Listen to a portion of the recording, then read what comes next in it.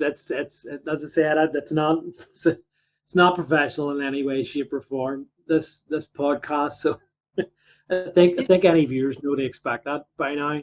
But yeah, listen, it's really, really great. Okay, we had a bit of a hiccup there with Julie because she had, unfortunately, a life and death situation there. It was extremely serious. That she just actually told me what the problem was. She needed to get a pack of 6 eggs out of Mark and Spencer's. So I think everyone can forgive her for coming on a bit late. Those I've six got to do. eggs Yeah, and I've packet got to of do bacon. a spaghetti bolognese.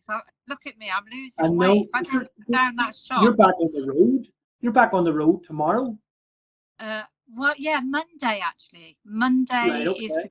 my daughter's coming back here where I am now. Tomorrow, or no, Saturday, and we're going to stay with her for a little while longer so that she can have a rest because she's been away. And then she's going to drop us off back into Ilfracombe Monday night, and we will set off then from there Right, okay. all the Okay, way well, back. let me give you a bit of an introduction because nobody has a clue who you are except for what I've wrote. So, this is Julie Howlett. Isn't that correct? I hope I Howlett, pronounced yeah. that right. Well, Julie and Brad, I've mentioned they're my favorite pagans. They are the creators of the Modern Pagan website. Julie, I met such a lovely, lovely couple, and where is my thing, which I specifically got for this interview, my cup of tea. Lovely. Cup of tea. I thought you'd be ready with your own cup of tea, and you didn't.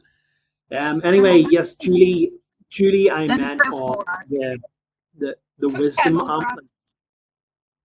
Yeah, I've talked about this before anyway, but for anyone doesn't know, instead of kind of doing my own kind of talking through my own podcast, because all of my time now on YouTube and my own podcast are taken up with guests. The Wisdom app is an app in which you can go on and sort of do your own podcast, but it's a live thing. It's a live talk. It can be about anything at all. It's a really collaborative app with a great community in it. And it was in that app where I was really lucky and fortunate to come across Judy and just really connected with her. And it's just been this blossoming friendship and this kind of love affair between the two of us. Even though Judy is happily married and so am I, but it's this connection of souls.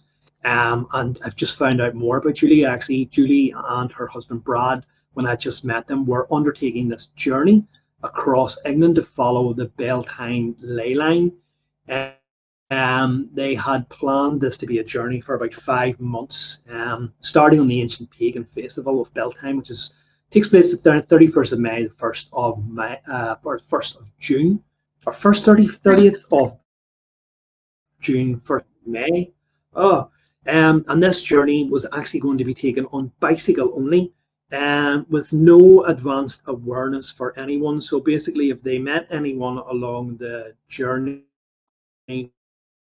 who they connected with, or potentially who may have even been following them on their social media, given shelter and food for the night. But if they weren't, then it was going to be potentially a night under the stars. And this was all simply to raise awareness around mental health and funds for their charity Mind. At the minute, currently, I was just talking live there, Julie and Brad had to suspend their 5 month journey due to the transition of Brad's mum. While a seemingly tragic event, it always has a silver lining, and it allowed me then to nab Julie for an interview to talk to them about who they are, what has inspired them to do this here, this crazy idea, which I guess most of us would think about, and just basically the pagan beliefs that they have incorporated into their modern life, and the lovely way of living that they currently do on their houseboat away from kind of modern society, off that kind of grid. So, Julie, I hope that's enough of an introduction to give to you. So as for that, I'm Yes. so excited, so pleased to just be able to connect with you this way on a format that's not in wisdom, and just to be able to share your story and raise a bit more awareness for you. That's lovely. On my kind of medium. Hello, I'm moving about So, a bit. Julie, you're okay. I've grown to expect this of you anyway. You're not this kind of, a bit like me. This kind of, oh, I have to take you and Brad. If you don't mind, give us a wee bit about your life, your background. How did you meet Brad? Were the two of you pagans? Did you meet up at some Morris dance, shaking your bells? or was it this something that you incorporated later into your life? How on earth did you end up on a houseboat? Tell us who Julie and Brad are. Me and Brad met across a crowded supermarket. We both worked in a large supermarket, and I was at a crossroads in my life at that point, and Brad was a very peaceful guy. That when I looked at him, he shone peace, which is what I needed in my life. My life was very dramatic and traumatic to a degree. I was always having to think about what was going on around me. I lived with a partner at the time who was quite hard work. He had his own mental health issues, depression. He had no belief in himself. He's forever having to prove himself. And so I was at the end of that, a very traumatic end where when I was going to leave, I had to leave everything, including my teenage children, behind. I was allowed to take nothing. So I was at that point living in a house with a lady, paying her rent and working, and just coming to terms with that when, I saw Brad. And I took my time with him because he shone this lovely peace. I knew what I was going to bring into his life. So I kind of made sure that he was okay with this. There was going to be this whirlwind enter his life. And I was always active and couldn't settle and always wanting to do things, go places, see stuff. And I was really on like a height, like on a stressed kind of, if you were going to play a tune on me, I'd be a high note. I'd be ding, and Brad would be more like a dong, So he was all gentle, peaceful. He would be the bass to your, I don't know, electric guitar or something like that. Yeah. He'd be Yes. Yeah, he would mellow me nicely. So anyway, I was going to come in. He actually, from his side of the story, looked across the shop at me, and I had a blue streak in my hair here, and I was all smiling and like this, shining, as you do. And I used my feminine guile to the best of my ability, little and bending low at the shelves, and just making sure I was around him, he noticed who I was. And then I came across a habit of hugging people. Suddenly, I wanted to hug the whole world. Everyone in the shop. Hi, oh, it's great to see you. Hug them. Hug this person, hug that person. Hug Brad. Oh, I still have to hug that lovely man. Oh. So this is how I incorporated my personalities. It's nothing in particular. I'm not picking on you, Brad, but I am. Anyway, we found our way together and danced the beautiful dance of love. We were like butterflies, flitting, and leaving little notes in the price tags for each other, and meeting each other, sending each other a picture. I'm in the pub now. There's my beer. There's no other with a woman other than showing me a pint of Guinness. Oh yeah, and eventually it was a very gentle sort of get together because Brad lived with his mom. He'd just been bereaved by his dad. Both Right. his mum and his dad were Wiccan pagans. Me, my beliefs are nature bound. So I'm the goddess and the moon goddess, and all the goddesses and gods of paganism were new to me. Right. And Okay. also, they don't really sit with me even now. I'm just appreciative of what is. All So right. that's Okay. my paganism. It's nature based. Mm-hmm. And I thank the ether, really, the weird, the way of the web, that kind of thing, where I'm at. So we connected quite well together. Brad took his time introducing me into his domain where he lived. He took his time so much introducing me to his mum that one day she had to make the excuse that he had post come out of the front door and see me for the first time. We've got post, Brad. Oh, hello. We've been waiting ages to do that. And we got on instantly. Instant, absolute lovely lady. And so this went on. I mean, I'd drop him off at 4 a.m. in the morning, and the poor guy would have to get up and go to work at 7. He'd be up at 6, getting himself ready for work. But he seemed to cope quite well with it. And eventually then I found a little small cottage that I wanted to rent. And I rented that with Brad's help for a little while. And we decided then that, even that was in the cog for us. And we're not cock fitters. We're the wrong shape. So then we said, well, what can we do? If we don't want to slog our little heads off in these shops working away, what do we want to do that means that we're not paying someone else's mortgage? This is what I do want to do. And Brad said, well, we could get a teepee. And I said, or we could get a camper van. Yeah, that's all good, but I still need to be paying for things there, and I've got the winter where I need to store it.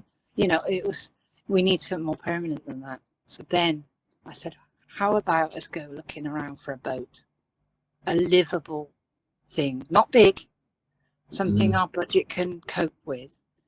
And so we did that. That's how we ended up. We got a loan for that, by the way. We didn't have the money there for it. So we put into the bank for a home improvement because, it was home improvement. It was no home. So we didn't lie, but they won't give you a loan for a boat because so many people beforehand have got the loan and then disappeared, changed the name of their boat, and that's it. So that's why. Okay, so they're not traceable then? No, not if you, no. You can completely change everything about that, even the purchase. So, there you go. So, if you do...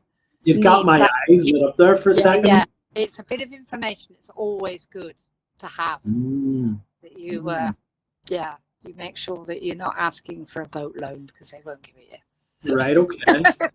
Just a disclaimer here, we're not discussing anything illegal. Julie's simply providing some information. Yes. So brilliant. That's really interesting. That's really fascinating because obviously when we were due to do this interview before, that was one of the first things I said. It looks like you're living on it. Looks like that's a houseboat.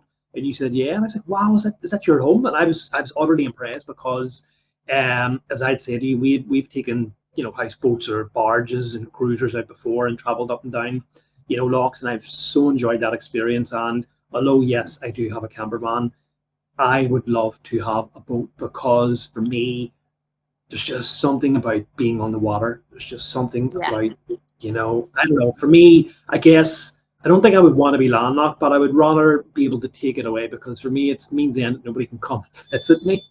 Sorry. Well, the thing is you can go with the flow, which is where you want to be. That's the whole thing about it. It's when you start seeing that flow going past you and underneath where you live and the fluidity of it all and the serenity of it all, it seeps into your very being. And then you start looking at things a little differently, which is where all of this has been conjured from. Brad has pure OCD. I, in my time, have had depression, postnatal depression, anxiety, and the feeling that I'm never going to be good enough. I can't compete in the race of life, right? That's me to the core. So I thought to myself, well, I don't want to be part of that race. There's no need for that. We functioned before without that. And there's more to us than that, fighting for the physical, fighting for the accolades, the stuff around us so that people can judge us on particular levels. The judging of it all, I want nothing to do with that. And I wanted to be able to have a purpose. So I was talking to Brad, and just one day, we'd been going to and from work.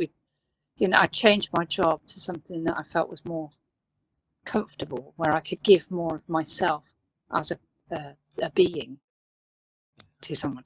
And I started working then in the hospital and in the community before that, helping people recover from illness or to assist where your body doesn't want to do what you tell it to anymore, or your mind doesn't work the way that it used to, so bits and pieces start dropping off you as you get older, and I wanted to be a vessel to allow people to gain back some of that empowerment. So we changed jobs. Brad left his in the end because it really wasn't compatible with how he thinks about the world. Yeah. And I remember him getting in the car one day. I was picking him up, moving him about. And we spent a lot of time looking after Brad's mum as well, same reason, keeping her company and generally being there for her as a tribe, as a community. And Brad said to me one day, he said, sometimes, he says, I just wish someone would just drop me off in the middle of nowhere and I'll just find my way home. And that is where the idea came from, because he'd expressed that as a release for his mental health.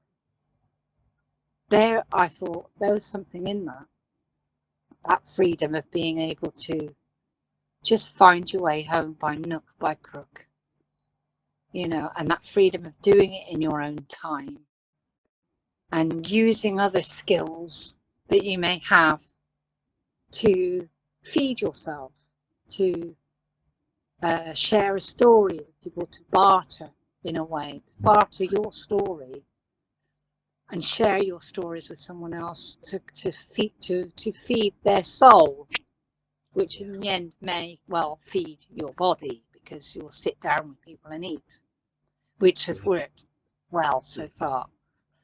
So that was the instigation of the idea of the Modern Pilgrims. And the part of supporting mind was being able to talk about how we feel in the world and what it is that gives us that anxiety or makes us feel that we are placed in a situation that we haven't got the control of the structure of. So we have to work within constraints. And sometimes when we're struggling with that, we feel that we are less valuable, even to ourselves. So we can talk about that just simply by being there, traveling that distance, sharing what we see, sharing what we feel with anyone. I mean, I've had a conversation today with a gentleman, and I've not, we're not on these bikes yet, but we're sort of recuperating and getting back into the framework and mind of giving a lot and sharing a lot of love. I was talking to a gentleman today as I walked past the school by the beach in Downderry. I completely forgot what I was doing. So I was looking at the sea.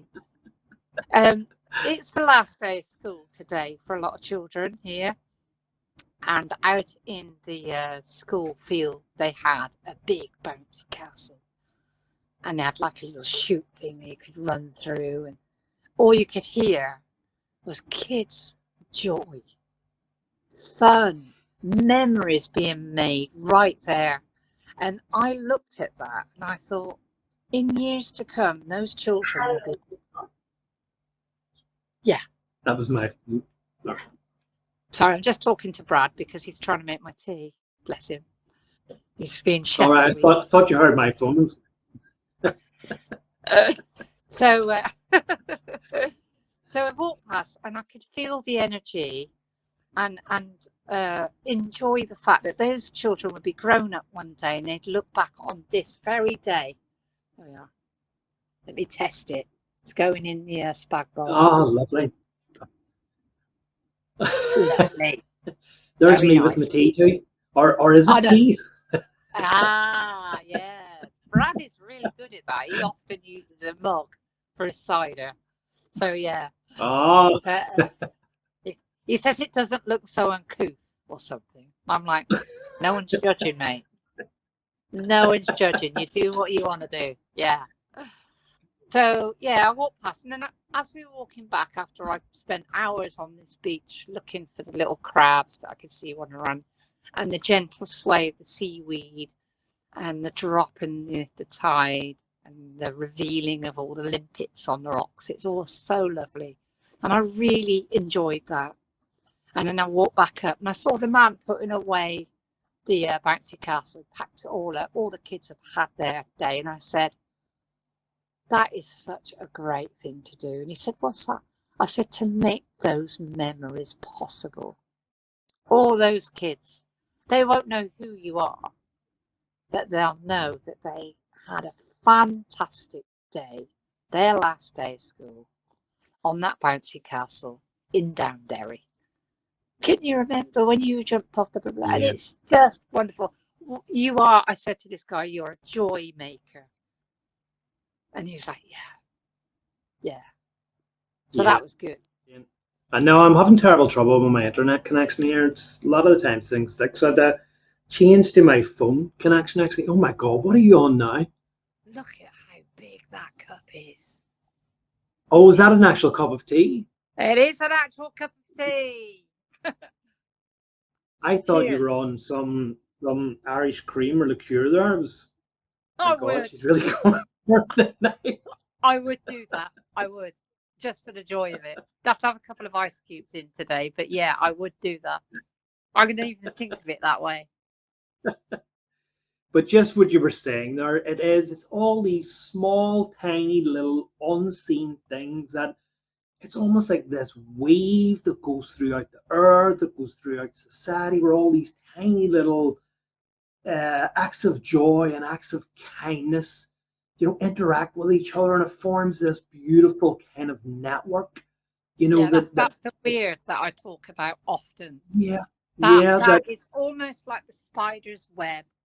So you think about it, if the energies are like a weave, a path that we walk, when there's joy, they vibrate and spread along, and they can be felt for a long time. Yeah, and the more there are of those moments, the more they spread, the more they can be felt, the more they can be magnified.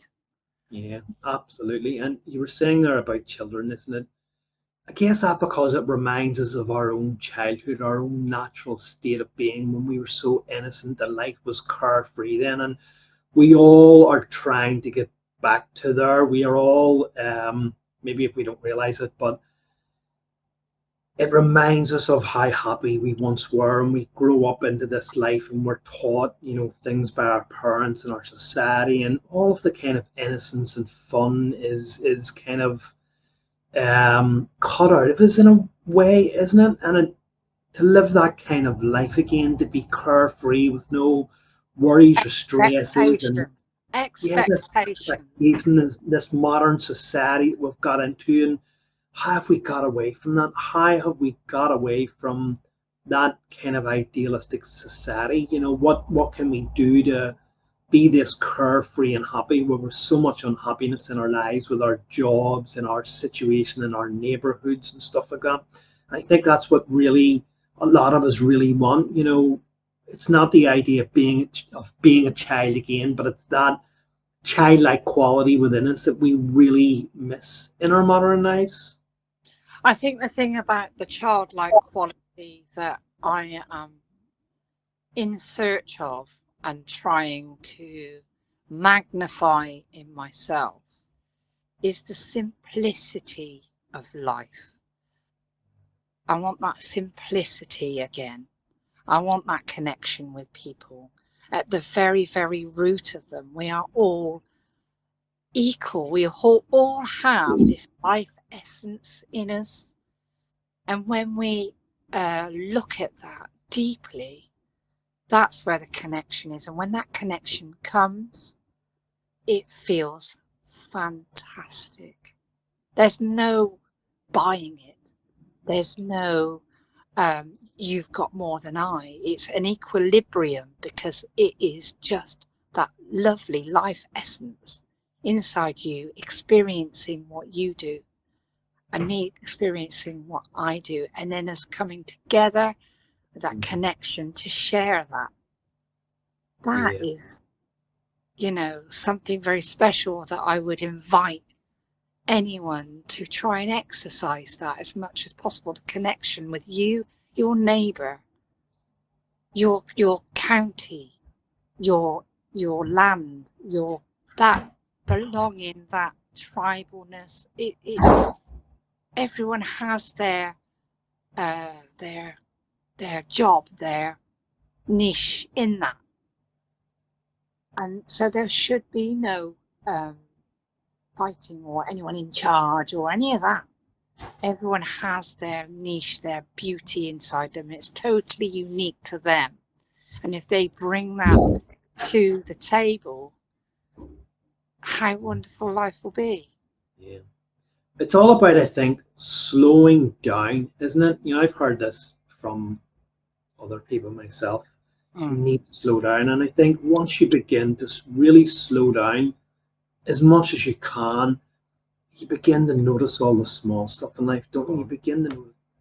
Hi. Hello. Brilliant. I don't know what had happened. I was just contacting the thing. Yeah, I have no idea what the hell happened there. It's very odd. I've never had that happen before. Anyway. Well, I've now turned my internet off and I'm going through my phone, so we'll see if that's better. Right, okay. I don't know. Well, even if that had been the case, I shouldn't have been kicked from the screen. So it's very, very strange. Regardless, anyway, it's not a big deal. These things happen when you're doing a live broadcast. I'll clean it up once the final interview goes live. But yeah, I can't remember what we were talking about there. We were talking about this we're idea talking about slowing down, isn't it? Taking things. I mean, this is what I was just about to say. This is why when I'm out walking, when I'm not talking, I'm walking, when I'm not doing these wisdom talks, is that I just like to slow down. I see so many cyclists go by, and that's fantastic. People are out doing that, and so many people out jogging. And I used to be that too. I used to be someone who worked out 3 times a week. And hello. Hi. I was just saying that I used to be someone who was caught up in that idea of I need to work out 3 times a week. I need to lift weights and stuff like that. I need to get out jogging. I need to get, if I didn't get that idea, but eventually when I had this kind of awakening and began to incorporate that into my life and just kind of understand what that was and meant, then I just began to slow down and began to walk. And it's through that there that you begin to take in all these tiny little things that you never would have noticed before. You begin to take in the individual birds and even the kind of insects and the sound of the wind in the trees. And for me, it's a very healing process. It's a very healing process. And even if you're not in nature, even if, like we were talking about, you're just sitting somewhere in public on a public bench or something like that there, and you just begin to see all of these tiny little things that you've never noticed before and begin to reflect on life you know, and what it means, and you see how many people are caught up in that rat race and this idea of rush, rush, rush, I need to get somewhere, and they're just completely missing out on the simplicity of life. I'd say that is the choice of having a bicycle and not even an electric bike. It was a slow process, and people could connect with us by looking at the load on the back. There's loads of stuff. My boots were hanging over there. There was my solar panel on the top, and people, because we were going a slower speed, could connect. Ooh, they'd say, "What's that for?" That's great. I've never seen that before. And then from that point becomes the conversation and the connection. And that's really good. You know, how did you come across? And just like I'm talking to you now, I have these mini interviews with people that want to know what's going on. Why did you choose that way? And why have you got, oh, that's why, right? That's amazing. And it is magnifying into the smaller things. So we're going slow, we're looking at the insects, we're looking at the plants, but along with that, we're seeing how they integrate together, how they work together, how it's all part of the weave. And that's the magic right there. Yeah. Like, good golly. And you look at it and you go, it's perfect. But it might not be. But to us, looking at it, the first instant, just, you know, a hedgerow. Yeah, I was just talking about how great the internet is in Cornwall. You have to sat nav on today. It is better than the one up in your houseboat, but like that. Yeah, we don't have to go anywhere there. We're going down the A390 today, and then it says, travel for 5 miles till you get to the roundabout, turn right, follow the... Then 2 minutes later it says, rerouting. Then it says, turn left at the so-and-so. And then it says, follow the A, and it goes back to where it was in the first place. You have to kind of guess which one it is it thinks is right. But it's in and out like a yo-yo here. Yeah. It wavers, so you'll end up with 1 bar and then you end up with 3. But as I was saying before, so we go back to looking at hedgerow, you see all the spiders' webs, and then you notice that they're all in one area. Then you look along and you see the leafing, and then you look at the grass and the hedgerow behind, and then you look at the scene behind there. Everything fits perfectly where it is. You know, it's in that place for a reason, and it's all there for you to view for free and enjoy and get involved with. You're absolutely right, and I've talked about this on my wisdom talks and talked about it just about everywhere else. I think everyone's sick to death of me talking about nature. Oh, Santa's talking about nature again. But I talk about this ecology, this ecosystem of nature, and how everything, just as you're saying, is delicately balanced for one another. You know, how everything provides for one another. And you begin to realize that it is you who's out of sync. It is we in our modern world, and this is why I feel. And for me, it's like this drawing of a poison out of me. It's this detoxing when I get into nature, that is so healing, I guess. And back, you have this feeling, you don't know what it is. It's like anticipation. It's like, I'll find out later what that was. But I feel like the room was energized and it was impossible for me to sleep. That was the feeling I got last night. And I watched the sunrise this morning. So if I forget what the FEAR acronym is, please forgive. I'll try and find it out before, or else you can find it out before this interview goes live. Yes. I mean, not live, because it's already live, but you know what I mean, when I actually released it in. But you know what, you're right there about that idea of people loving that thing. It's the idea of people have a car crash, don't they? They slow down to see the drama, the gossip, the thing, and it's no good for us. We're addicted to this thing, and I think it's probably a lot of the fault of the media, because it pushes all these negative stories, and we become so accustomed to that we love the car crash. We love the. That's why people are addicted to soap operas. They love the car crash TV, isn't it? You know, Yeah, they love the scandal, the gossip, and it's not healthy for us as a society. It really it's is. yeah, it's almost like a buzz. So you Mm. get a buzz off that energy that is fear, and that is fact. You could get that buzz. The same for excitement. They're very closely connected. Very closely connected. So if you can decipher each time between fear and excitement. Excitement is a joyful thing.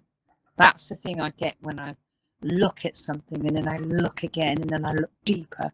I get that excitement of how fantastic that thing is. The ant, for instance. Or when you go somewhere and you look at a scene and then you think, 1,000 years ago, someone may have stood in this spot just like me, looking out the same as I am. What were they doing there at that time? What were they feeling there at that time? That fascinates me and makes me excited. Once you get that feeling, I think that you get when you're sitting there and you're admiring a scene, a beautiful. If you're just sitting down, slowing, and then that feeling washes over you, and you just know that all is well with the world. All's well. I'm just content. I'm in this state of bliss. I'm in this real state of happiness, and I could just sit here all day. And that's the difference between that feeling of happiness and fear. You know, that fear is an addiction. It's a harmful addiction. It's like a short-term buzz. Whereas that other feeling is just this warm feeling of contentment that makes you want to radiate and look around at someone and go, are you feeling that too? That all is well with the world, isn't it? It's like having a good meal.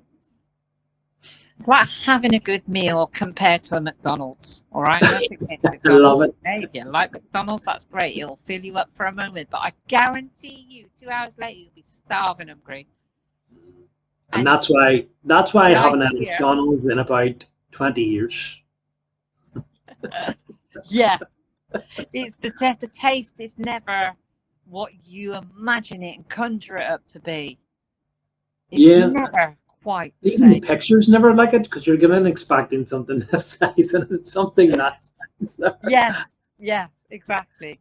So that I liken that to where you get your joy. So it's almost nurture for the soul. You know, it's nutrient, I would say, for the soul. So you can work your ass off gaining all of this material stuff and being accoladed or placed higher on some kind of scale measuring stick somewhere, or you can feast your eyes on what is actually there, i.e. the grass that's growing. How does it do that? It's been there for all that time. You can nurture and play with it. You know, you've got the plants and the trees and the life in us, all connected, not made by anyone. I don't know anyone who's created life essence yet. How marvelous is that?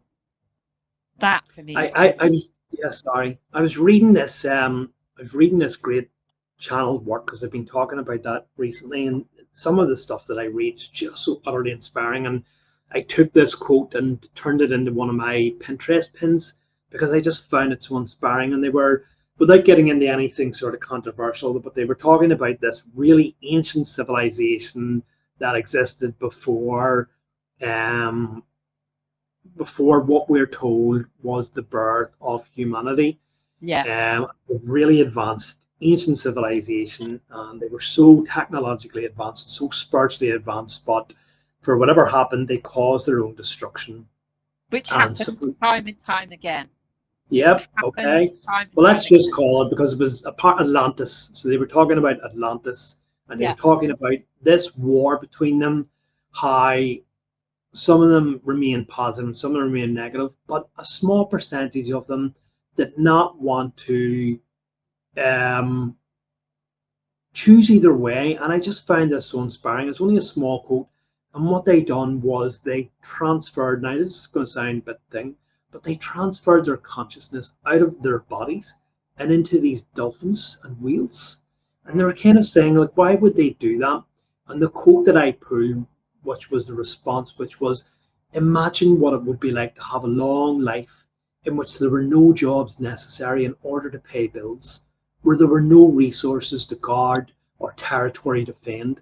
How would your life be different if you were free to choose what dreams and visions with which you wish to occupy yourself, what meditations in which you wish to encompass yourself, what contemplation you wish to enjoy, not only for an hour or a few minutes, but for all your waking hours for an entire life? Yeah. If your joy was the dance of harmony with the elements, the dance of fellowship with those of your kind, and the dance of the mated family with the mated parents' children, how would you be different than you are today? And I just found that so inspiring, to live that kind of life, to have that freedom. I agree. And also be able to do my utmost as a human being, as an individual, to be the vessel of that message for people that I meet, for people that I know, my family, my grandchildren. There isn't just what you see in front of you. There is an expanse of many experiences that you can have.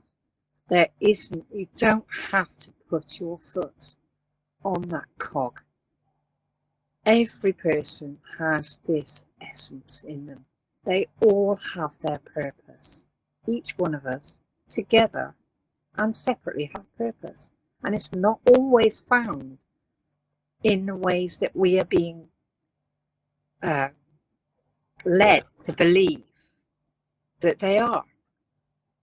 I am much better on a bicycle with my very sore baboon bottom, chatting to strangers and thinking to myself, you know, who will I talk to today? Where will I be tomorrow? Where will I sleep? What will I eat? And all of these things are just fleeting little tiny thoughts, rather than the huge, massive thoughts of, I've got to make sure that I pay the gas bill. And, you know, I've got a little gas burn, and that's as much as I'm going to have to think about. But to show that is, you know, we are being told that we all have to live in these square boxes and pay these people all this money to just do the bare minimum.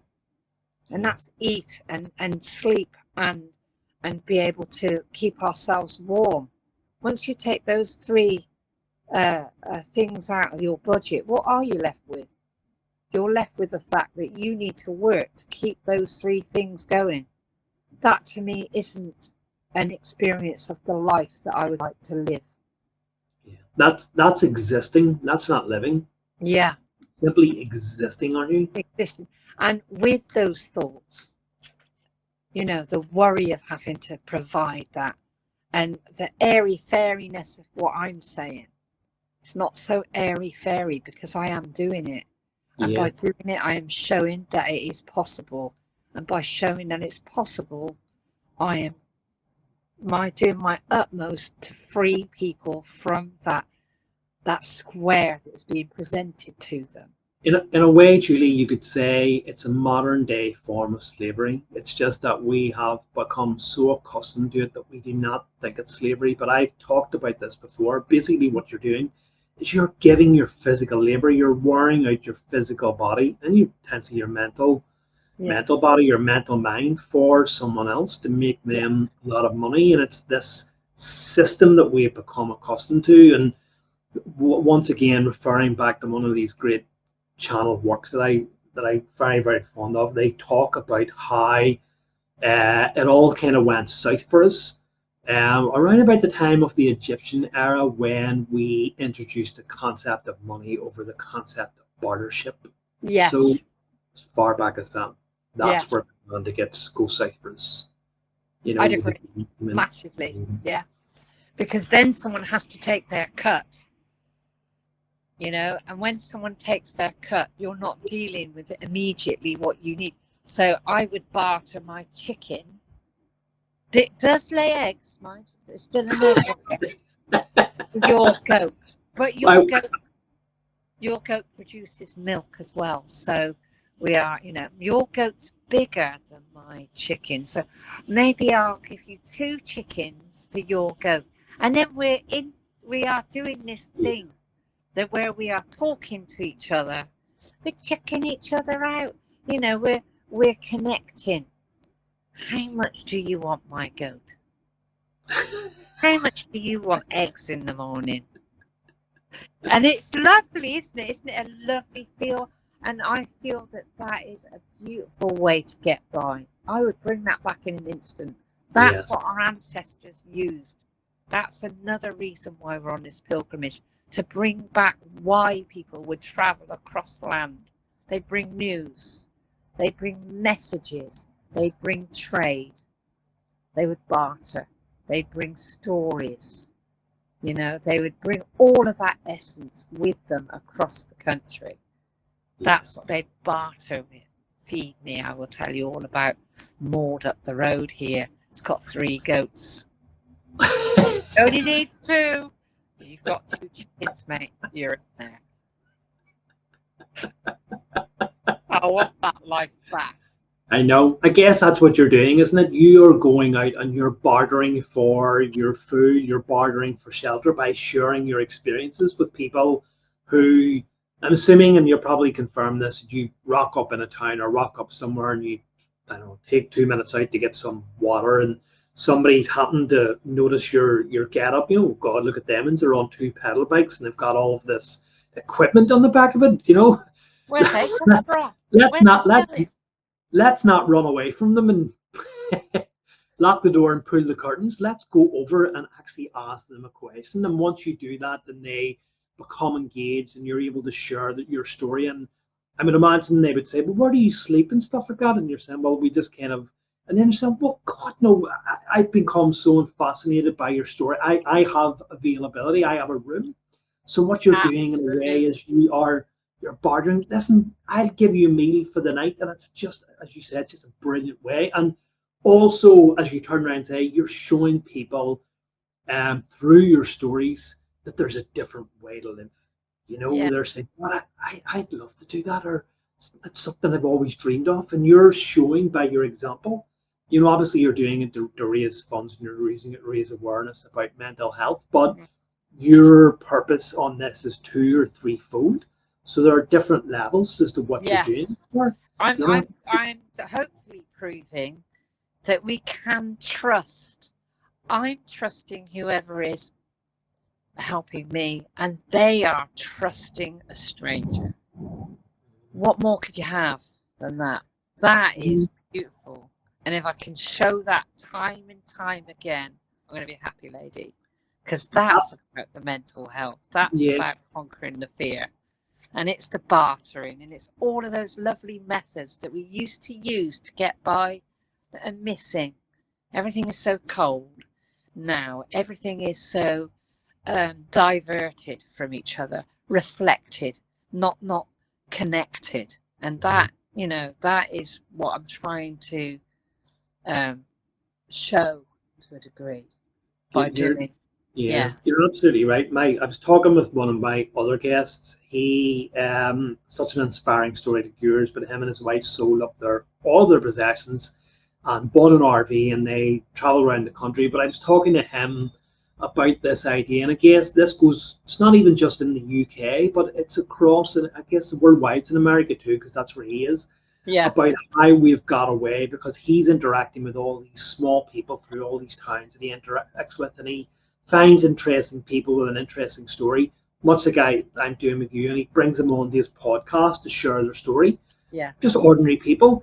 And we were talking about this idea, just exactly what you were saying, that even for me and even for him, who's a wee bit older, how we've got away from this idea of we could trust our neighbours, we knew our neighbours, we would not lock our doors, we would go to our neighbours for a cup of sugar, for some milk, and he was saying the same thing too. You know, like, yeah, I remember doing that in my day, and my mum doing it too.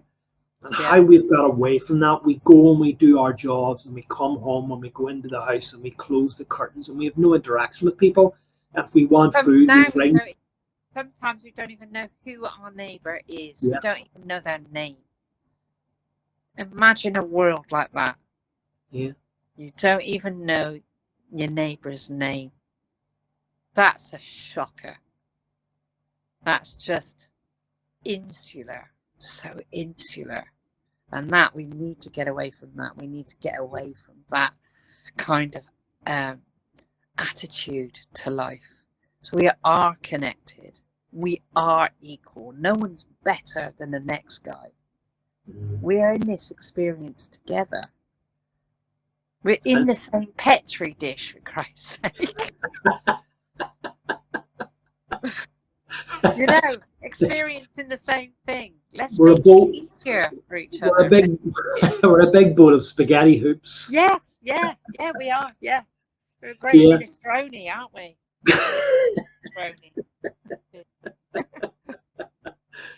Yeah, you're so right. You're absolutely right. We need to form connections. We need to get away from this idea of separation. Even our food, you know, and it's so much, I guess, in the younger generation. We want food. We phone up something and it's delivered to our door. We don't even have to go out now, you know, to get anything. Yeah. People drive around on bikes and all the rest of it and just come straight to our door. That's this idea of this food coming to your house. So it's even become less now where you need to venture out to buy a McDonald's or buy a Kentucky Fried Chicken or a Wendy's burger or whatever the case may be. People, you know, we don't even have to go out. You know, we have next day delivery. We have Amazon, which brings stuff directly to our house. We have time scales and that. We just look at our phone. Okay, well, they're going to be here between, you know, and it's just becoming this world of thing, and we need to bring back that human contact. The idea of partnership is isolation is all aiming towards isolation, which is the one thing I do not want ever, for us all to be sitting within these blocks, isolating ourselves, not going to the shop because it's inconvenient to stand in a queue with a basket for 2 minutes. You know, that isolation where you will never see what's going on outside. You don't know what's going on then, do you? Only what you are told. Then you believe what you are told and nothing else. You can see how it's building up the layers. All of this stuff is going together to create this place that we are supposed to be living in, where there is control. At the end of the day, that's what it is. We do not need that. We are free-spirited as much as the animals are in reality. They only take and do what they need to survive. You don't see, you know, a lion with a stack of whatever's in its larder, do you? You know, oh yes, I've got a few deer lined up there, right? You know, I'm obviously king because, you know, I've got a cupboard full here and 6 wives over there. You don't see that in nature. You see things like a squirrel who will hide nuts very late in the season because it knows that it needs to feed itself through the winter, and even then it forgets where it hides them. But, so yeah, nature and wildlife and all of our creatures do what's necessary, no more. Why have we become the only species that does more than is necessary because we only value ourselves through what we accumulate? That is our value now. And it doesn't matter how much you have. I was talking about this with somebody else. People are never happy with what they have. You can have £1 million, dollars in the bank, and you still would not be happy. You're afraid of losing it. You're afraid of thinking, I need to get more. I need to get more. When you look at some of these people who have billions, you go, why don't you retire?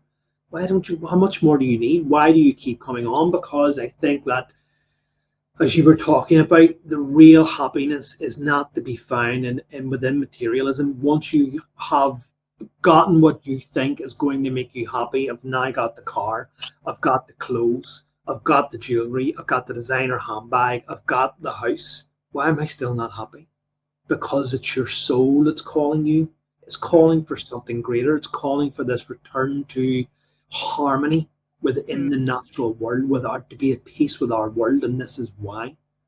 Because we are part of it. That's the thing. So we can surround ourselves with the physical. We can wear the physical, but we're still not part of it then, because that part of the spirit needs to just observe and be with to be part of it. Suddenly I become the sofa, and then I become the house that I'm sitting in, you know, and I become the lovely sunflowers over here, look, you know? And I become the feeling that I'm having when I'm sitting here. It's none of it's mine, but it's comfortable. I can feel it and appreciate it, and all of that is making me bigger than I am, and comfortable and full. So I feel really solid rather than empty and still searching and grabbing and clawing, you know, at trying to find my value. My value is in everything. That's it. Beautifully said. Yeah. And another thing I wanted to say to you there is that, you know, what you're doing by undertaking this journey, you and Brad, I should say, and meeting up with people and having this trust, is that you're showing that the world in which our media portrays, and this is a large part of why we come in and close our doors and lock, you know, everything, because it's a dangerous, scary world out there, and if you go out, you're going to get raped or knocked down or mugged. You know, there's two people who, on their bikes, a few meager possessions, and not once have you been mugged, not once have you been accosted, not once have you been swindled. It shows you that people, by and large, are good, are giving, are loving at the end of the day, and it's maybe just a small minority, and it's a small minority that our media shows us. It doesn't show us all of the good in the world, or if it does, it's one singular half news item at the very end of the broadcast. Yes, absolutely. You're showing a different way of life. You're showing that humanity is good at its core. Yes, it is. And when you view it that way, it becomes even more trustworthy, comfortable, kind, because that's now what you see. The life of fearfulness is what you will see if you believe the world to be fearful. It becomes what you say it is. That is the key. That is the key to it. Brilliant. Tell us about some of your memorable things, because I know you've had a break in it, and I know that you're keen to write about your experiences. And I'm really looking forward to that, because what you're trying to do is get the essence of your journey across. We've talked about this before, your feelings and how you pictured something in that particular moment, so that whenever someone's reading your work, they're going to almost be in Julie's shoes as she lived in that moment. But tell us about just some of the beauty that you've encountered, some of the amazing experiences, if you can, you know, just to try and convey that through this medium. Well, we'll have to go at the bicycle. So before we attempted the huge Porlock Hill where Brad had to push my bike up, and I blamed him for the whole journey. It was his fault that that hill was there. It was his fault that my bags were so heavy. It was his fault that I was tired. It was his fault that we were going the pace we were. So he did all of the Porlock blaming, I call it. Porlock blaming of poor Brad, who's obviously, it wasn't any of his fault at all. We were just moving forward. Before we did that, we came into a place that was at the bottom of a hill. So we'd gone up hills, we'd been up on the Exmoor, and we were just about to start a downhill drop. And the drop was 6 miles, and it took us 20 minutes to get down that drop, which was an amazing speed. We started off with the cloud that was causing my glasses to steam. I couldn't see, and I was saying to Brad, I need windscreen wipers on these glasses, and I'm holding on to my bike, got gear in the back, and Brad's ahead of me, and I can see him speeding down, and I can see him starting to take the centre of the road because we're going off to a bend. We're speeding up the whole time, and no one is going to touch the brakes because we know that this is the time for energy to be just passed to us like a gift. So going down this hill, and my eyes, and the sun starts coming out. We ended up going into like the wooded area, and it's winding round again, and we're picking up speed. We're doing 21 miles an hour on a bicycle. Oh my God, with all our stuff on the back, and it's, wow, this is amazing. The road is so good. Thank goodness there's no potholes. We go wee all the way down into this village, and that was astounding.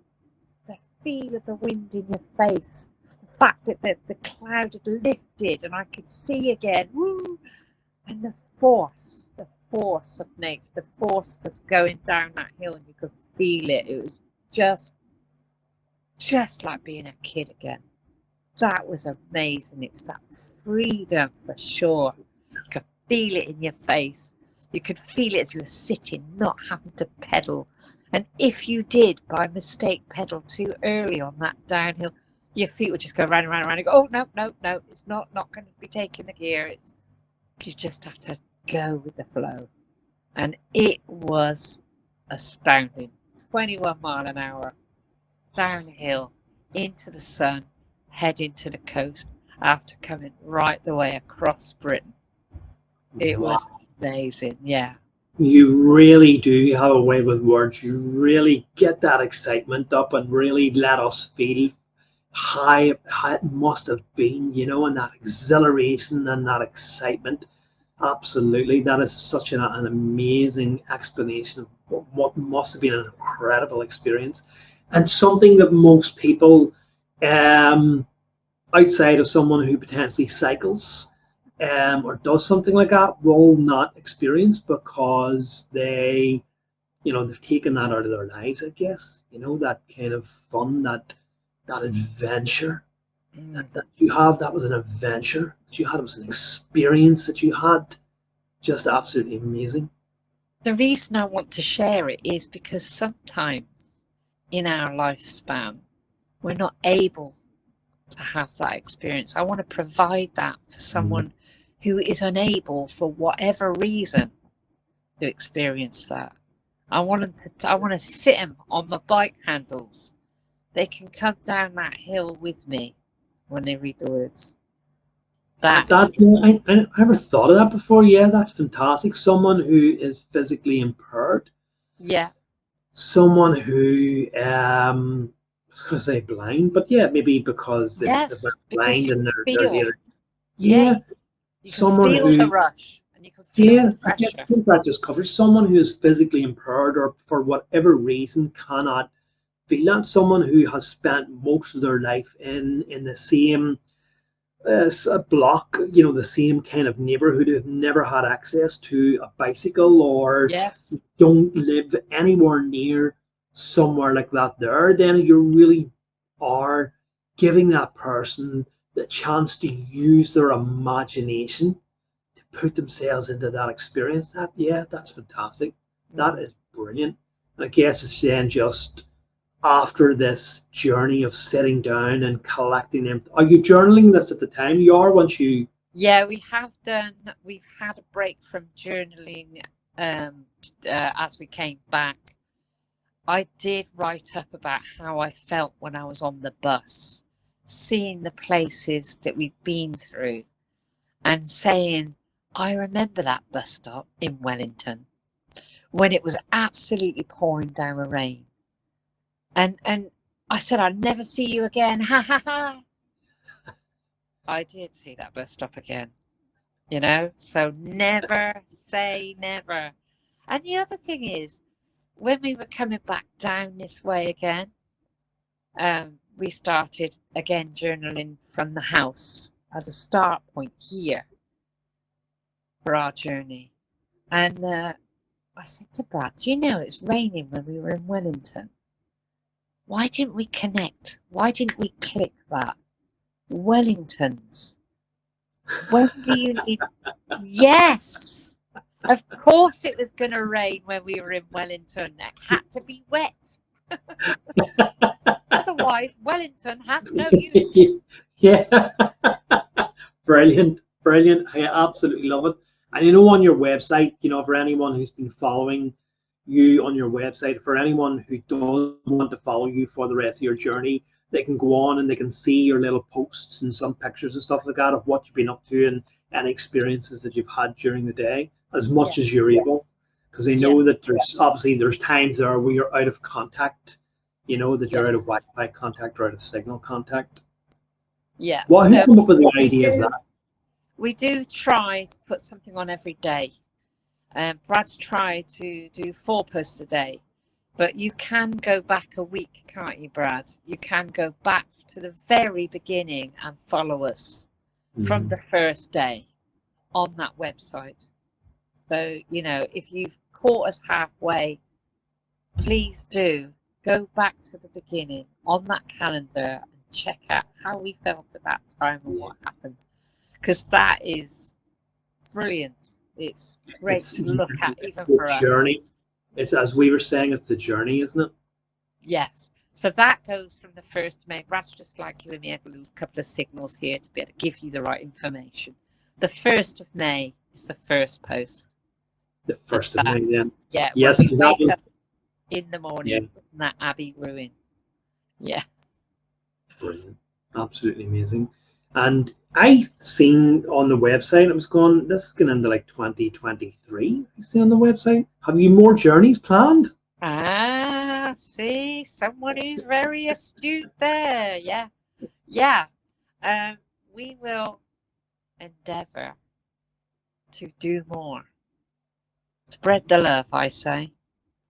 Brilliant. Who knows which ley line we will follow next? Because we're following that positivity, the energy that comes from that ley line. It is a flint line. It's the dragon path, and it has been logged on the old Glastonbury tour as the dragon path. We've received a lot of positivity. People tend to exude that. It's a flint line, which is a resonator for energies. And then you go a little further along and then you get to the aquifers underneath Avebury, which are again energy. So it is good to do a discovery about that as well. You know, there's lots of things to look at and talk about, and I'm quite open and happy for people to ask questions or even give me ideas. You know, what do you want me to check out on this journey for you? That to me, lovely. Yeah, that's really interesting. I guess, you know, when we talk about, because a lot of people aren't going to be aware of these ley lines and the energies they provide, and it's a way of reintroducing people to ancient energies and things that they completely are oblivious to in modern life and modern societies. And I think this is why we feel a lot of energies and why we think, because we're close to these ley lines and we're close to these points of power.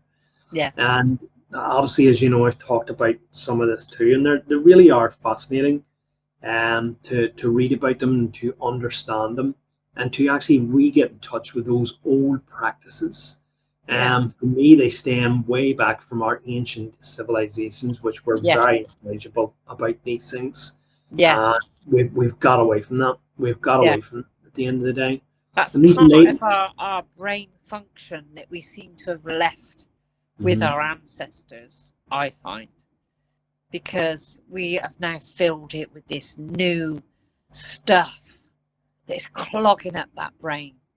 That's part of, you know, undoing it, is traveling that line and seeing things how an ancestor may have seen it, and investigating, being curious about it is a lovely thing. That's the quality from my childhood that I'd really like to bring to the fore, is that curiosity that I do not know everything. There's so much that is unknown and discovered. Yeah, I'm very much like you, very drawn to ancient monuments and places that I thought, were special in some way, and I could just feel the magic there and stuff like that. So I've always been into that too. I've always found that fascinating, and there's so much that within the British Isles that for two tiny small islands, they are just littered with ancient monuments and pagan sites and Neolithic sites that is absolutely dazzling. We have me and my wife, we always kind of have this joke here in Ireland, because especially in the south of Ireland, they'll slap a brown sign, which is a tourist sign, on any old rock or any old cobble at the end of the day. Yeah. Seriously. Yeah, you're right there. I've seen a few. We've got a bit on pubs and stuff now that have been built in 1986. Oh, for frig's sake. It really is. It's terrible. But, in a way, it's brilliant because, as I said, it really does bring back our ancient heritage, and it's really showing us how our ancient ancestors lived and really bringing all of these things to life. We're actually planning we didn't get to do it, down to, oh my God, I've completely forgotten it. There's an ancient Neolithic site in the Republic of Ireland, and I've completely forgotten it now. It's older than Stonehenge. It's actually older than Stonehenge. I forgot it. Brad, do you know where that might be? Older than Stonehenge. Is it Southern Ireland? Newgrange. Newgrange. Yes. Yeah, he says he knows what that is. Yeah. Yeah. Because So we have intention, like you said, 2023. If you look at the global ley lines, because they are global, there's an infinite amount of places to go and experience. Yeah, and Ireland is also a beautiful. It's on a beautiful pilgrimage and on a beautiful ley line as well. It runs straight across. So these ley lines connect throughout the world, and my understanding and my knowledge is they always intersected, and on them intersections are like nodes. They're like nodes of power, and what you'll find is that's where some of the most ancient and misunderstood structures were. All these global pyramids, all of these fascinating ancient things. And whenever we were in Peru a number of years ago, we had the chance to visit Machu Picchu, which is yet another ancient site. Unfortunately, by that stage, I was almost dead after spending 3 days near dead in the hospital. So my hiking poles ended up becoming walking sticks, and I hobbled round Machu Picchu. But even in that state, even though it was so many people that you could not have that peace to really take it in, we were with a tour guide. Even in that kind of scene, and she was taking us, and this is where the priest would have lived, and this is where the king and stuff would have lived. And once she got to the point where she said, and this is where the high priest would have lived, who would have performed the ceremonies and magic, something rippled in me. We were about to move on, and I took the time to look around this amazing scene where Machu Picchu is situated high up in the mountains and surrounded by these mountains. And I closed my eyes. And I opened myself to the energy, and I got this rush of energy in me, and I got this message to say, this is a place of power. And it sparked my interest, and then I was like, oh, okay, right. Yeah, that's exactly it. Like you said, we're following the Beltane line, which has been renamed the St. Michael's line, and it interlocks with the St. Mary's line. So where the two interlace, those are the nodes. And some of the nodes that we've been to are Glastonbury, Avebury, the Barrow Mump, and then the Cheese Ring. We've got some more to go. I think we've got 4 of those nodes left on this journey now that we are finishing. And there is some kind of power to that. There is a peace to be found there. And the thing is some of these sites have been built on by churches. Because originally they were places of notice. They were monumental to the people around for whatever reason that was. A lot of them are on hills and things. Yeah. They're like beacons. Was it oh, get the word out. Donalds or Donmells, I think is the word, something along them lines. Yeah. But yeah, so they were rebuilt. You know, these churches are built on top because they are conquering the energy line, which is the dragon line, which is why you get the windows in the churches of St. Michael, St. Margaret, St. Mary, all conquering the dragon, which is that energy line. Just exactly what I was. It you I was talking to you about the idea of how it, I don't know if it was you, Julie, but obviously you'll be aware of the idea of the patron saint in the Christian faith is St. Patrick, and St. Patrick is famous in Ireland for driving out the snakes of Ireland. Ireland has never had any snakes. I don't know if it was you I was talking to. It probably wasn't, but the snake is actually the Kundalini, the pagan power. This is what he was driving out. It wasn't any real snake. It was the driving out of the pagan practices, the worship of the snake, the dragon, the serpent energy. But a lot of people think that, oh, he was driving out all of these snakes. It's nothing to do with that. It was the ridding of the old pagan ways, the old pagan powers, I guess. I can kind of understand that for a minute was very distorted. I don't know what's going on. I don't know what's going on. Oh, for goodness sake. Well, look, I'm going to leave you with that thing because it's been a beautiful conversation, and I'll put all the links in. Yeah, so unfortunately we lost Julie and the signal dropped there. We're both having issues with our signal here. And unfortunately where Julie is, the phone signal and the Wi-Fi signal is very, very poor, and as you see, she's kind of using her phone because they are living a very, very simple life and are encumbered by possessions. And so unfortunately I had to leave the interview there, but as I said, I'll leave all the notes in the description. And please, if you're really interested and really enjoyed listening to Julie, please consider going on to their website and following them and following their journey and reading all the previous adventures that they had. You can read them on the calendar that they'd had from the 1st of May. Please consider making a donation to the charity Mind through either their fundraiser or directly.